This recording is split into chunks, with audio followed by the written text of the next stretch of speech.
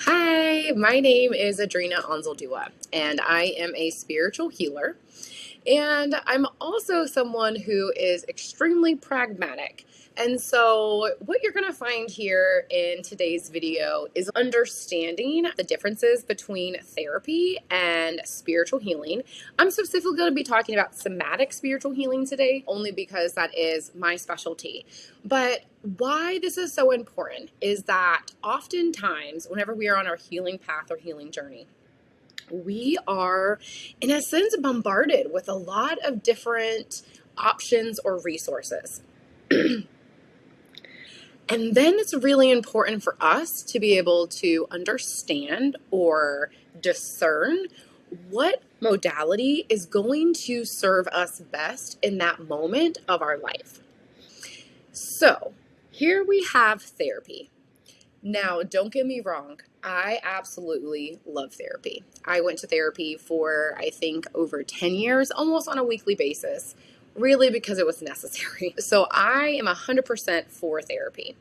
However, where therapy, I feel, is kind of missing is for those of us who are spiritual, for those of us who do have a connection with the spiritual world, or perhaps kind of think a little bit differently than this theoretical orientation or this psychological model that can be really prevalent in therapy.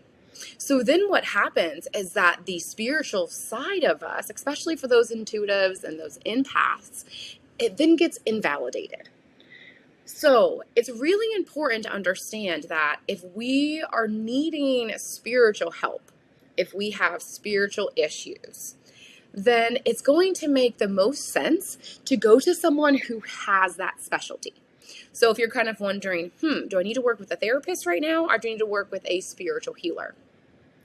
Well, first off, where are you at in your healing process? If you've never been to therapy, now I'm not saying that you can't go and try some shamanic healing first off. That's totally fine. However, I do think establishing a really strong base and kind of working through that trauma is going to be safer for our nervous system and also healthier for that integration later on.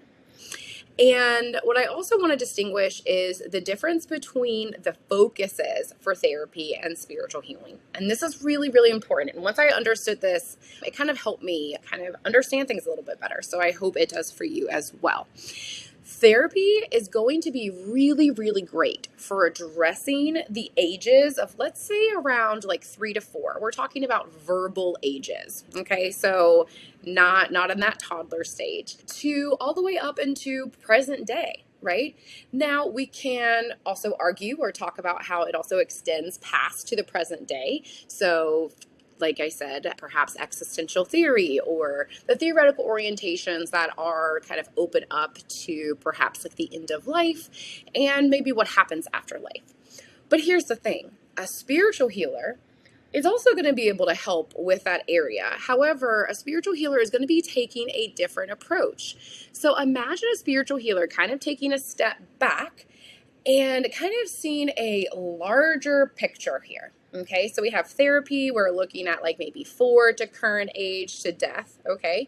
But then we have spiritual healing, and spiritual healing is going to be great for the time period prior to that. So the healing that needs to happen before 4, the in utero experiences if needed. Healing is also going to be addressing past life. It's also going to be addressing ancestral healing. Where spiritual healing and therapy, I really like to think about a Venn diagram here, where they start to really kind of coincide and meet and work really, really well together, is that they can address both childhood trauma. And I think, in my experience and in my work with clients, whenever we are working with both a therapist and a spiritual healer, or working with a spiritual healer and, let's say, somebody else, basically what I'm trying to say is that I don't think that we need to put all of our money, our time, our energy all into spiritual healing.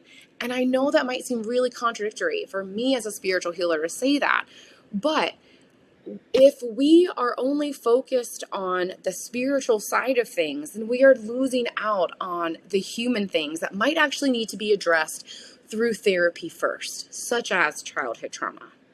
So then to kind of like mosey on here into the somatic part. So this is where another kind of thread to all of this is that I talked to you earlier about how therapy is really about the verbal processing, right?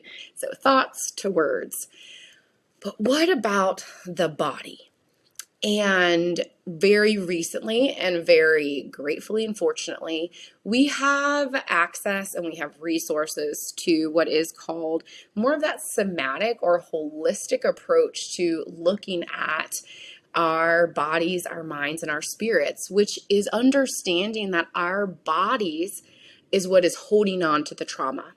And what is really important to understand is that we cannot heal trauma alone through the mind, which means that we cannot heal trauma alone through therapy unless we are including the body in it. We also cannot heal spiritual issues if we're not including the body in it as well. So you can see how there's a lot of similarities to both of these modalities.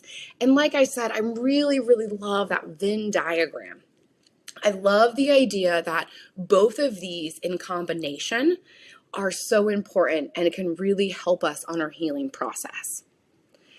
And so my next video is going to be covering the difference between somatic experiencing and somatic spiritual healing, because obviously, just like with therapy and spiritual healing, we're going to have this layover, but understanding that there is a difference. And for some people, there is going to be a need to take that somatic work and turn it into spiritual healing. Once again, I want to thank everyone. If you're still watching this, I would love to hear your feedback. I would love to hear if this resonated with you or if you have any questions about spiritual healing, about therapy, about how either one can help you on your journey into becoming the person that you are supposed to be in this lifetime. Thank you again. My name is Adrina Anzaldua, and you can visit me at thesomaticspiritualhealer.com.